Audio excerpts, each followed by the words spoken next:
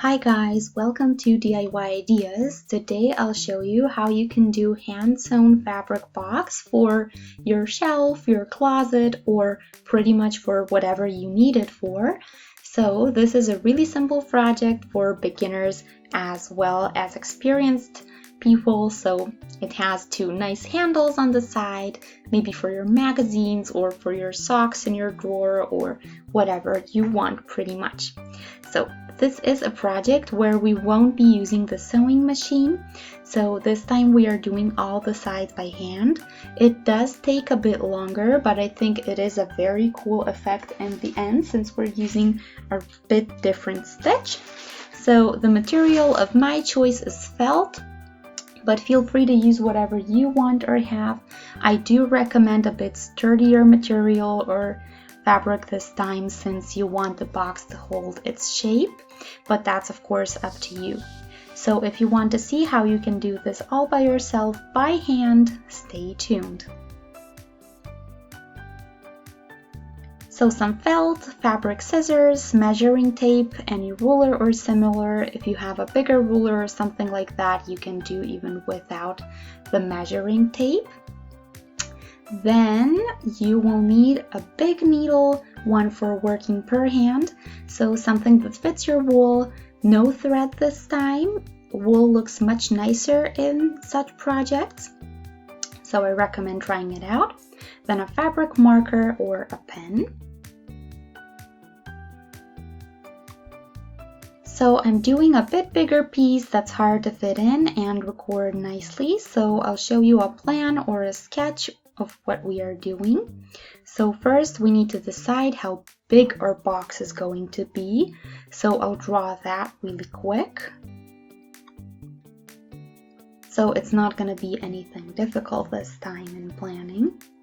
So open on top, 4 sides and 1 bottom.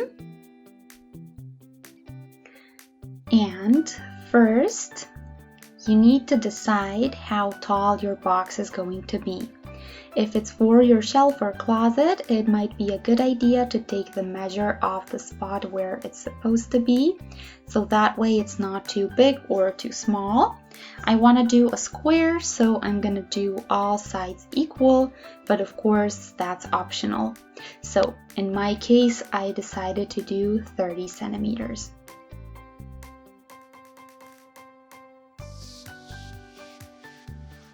So 30 times 30 centimeters, and the same will go for all of the other sides.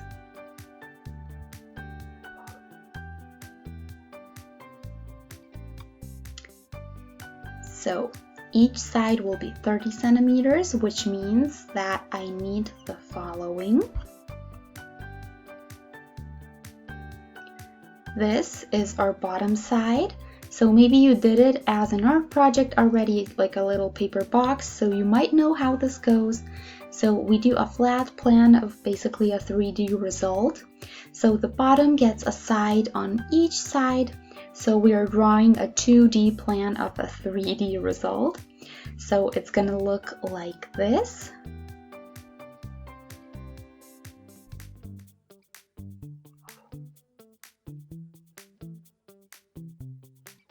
All the sides are done, and you can imagine now that all of the sides go to the inside, and that's how we get the box shape. If you would like a lid or something like that on top, you would just do one extra side that will be your lid later, but in my case I decided not to. As I said, all of my sides are going to be 30 times 30, so all of the sides are the same, and my box is going to be 30 square centimeters. So first I need a piece of felt that looks like this. And now since I have 3 times 30 on one side, so 90, this width right here. And this one as well. And you need to know or to measure 90, and then here you would do 90 as well and cut out. you get a square that's 90 times 90. Then you cut from one corner 30 times 30.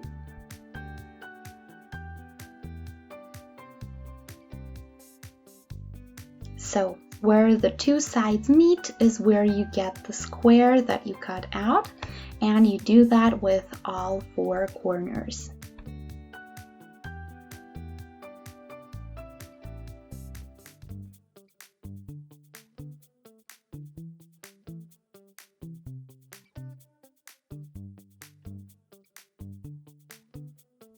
So when you cut these corners off, you should have the same piece that we had here on the left.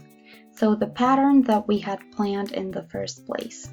So your end piece should look like the first draft that you did here.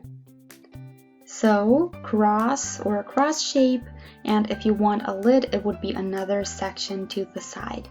So as I said, I did this with 30 centimeter long sides, and if your bottom is 40 times 40, you would have to do the math all over again to get your results or your numbers that you need before you get to the actual cutting.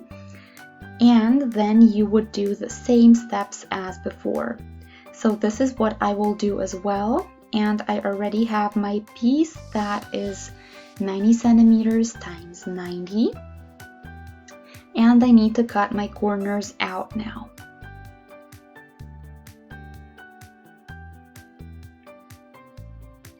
As I said, I just finished the last step, so I have this big cross, and now I'll put it together, and we will do that by directly sewing them together. Before we do that, I'll show you a piece to try it out on. So on the leftover piece you just cut out, we can practice the stitch a little bit. So before we do it on the actual box, because that way we're ensuring that we get a really nice, neat stitch and an end result.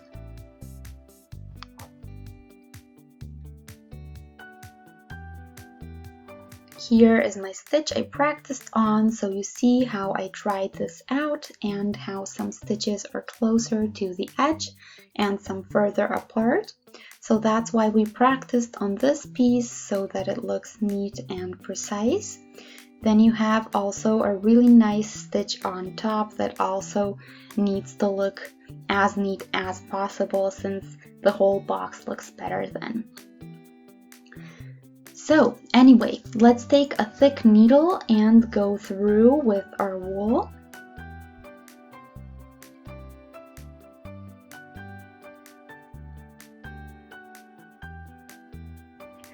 What I recommend is not using too thick wool, because it's going to be a lot harder to work with, but to use a thick enough wool so that you can still see your pattern or your stitch.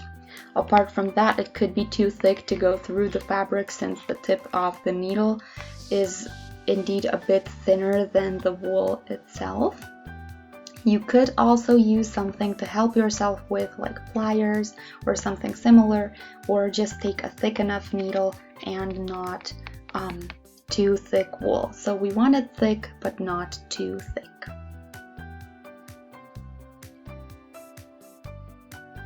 Okay, so when we cut this off, we make a knot.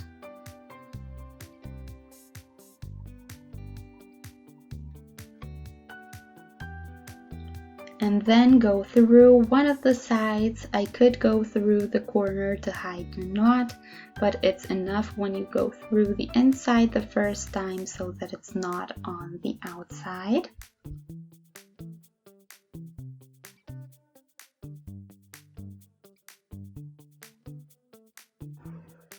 Now we go from the other side through. You could do it a bit deeper or further away from the edge so that your stitch is nicer. Go through both sides, but before you pull it tight, go with the thread through one more time.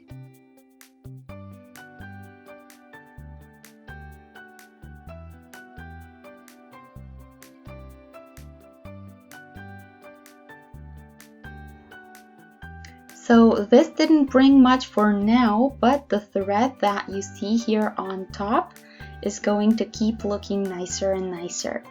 So anyway, let's try to find the same distance and repeat.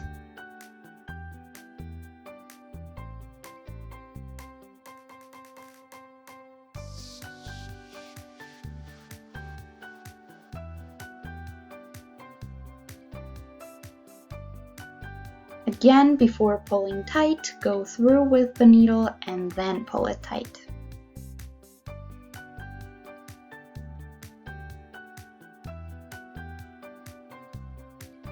And you see what we get, so that way the thread is always on top.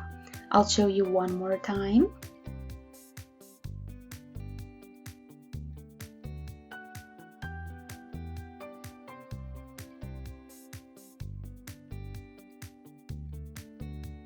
Go through and then pull tight.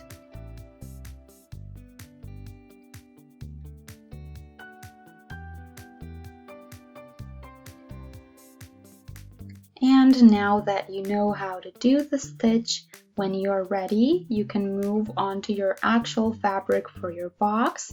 So simply take one corner and do the same stitch. It's super simple. Align the two fabrics like this. So you want the two corners aligned, and then simply sew. You can start on top or the bottom, it doesn't really matter. Just start from the inside first so that your knot stays on the inside. In my case, I made this thread pretty long before tying the knot so that I can do all of the corners at the same time, or at least try to. It's better if it's a bit longer than a bit shorter. And basically, you just move on from the first side to the next corner and so on. But let's do the first side first.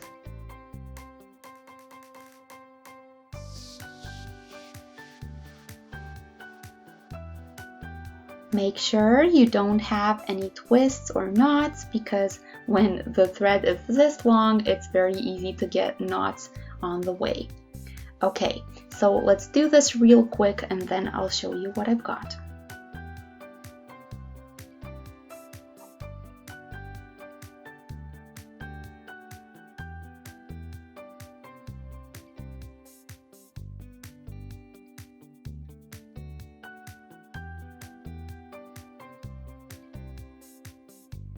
All sides are closed up and you see that our box already has a box shape. So you see hopefully the inside well. It's all really nice for now. The corners are looking really nice. The stitch itself turned out great because I was super careful with it and I took my time. So I always recommend not being in a rush and trying to be as precise as possible.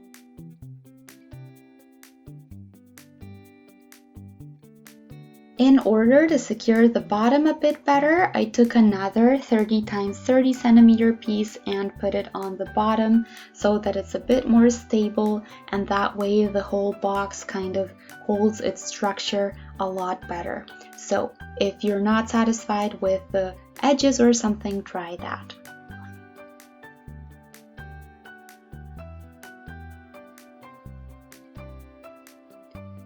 So this is our project. These 4 stitches you need for the shape, and what you can optionally do is the same stitch on the top edges in the same technique.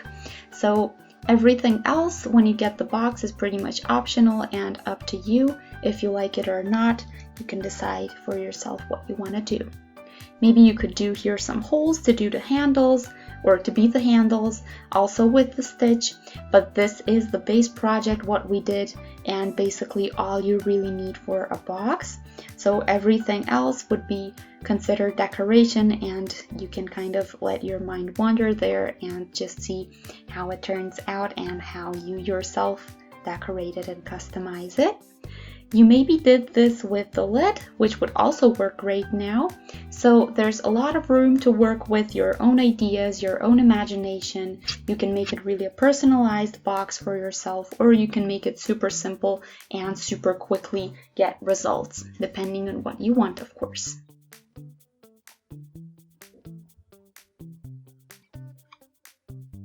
So as I said, I did some optional stuff. You see what it looks like for now. So this does take a while, but I promise it pays off and the end result is really cool. So if you guys enjoyed the project, feel free to let me know what you think in the comments section, how difficult you found it or how easy maybe. You can also post any other questions or wishes for future projects. I'd love to hear those as well. You can subscribe to our channel and that way stay updated with every video that we post. And you can also that way check out the videos we already posted. If you had fun in this video, feel free to shoot us a thumbs up and stay tuned for the next project. Have a great day. Bye!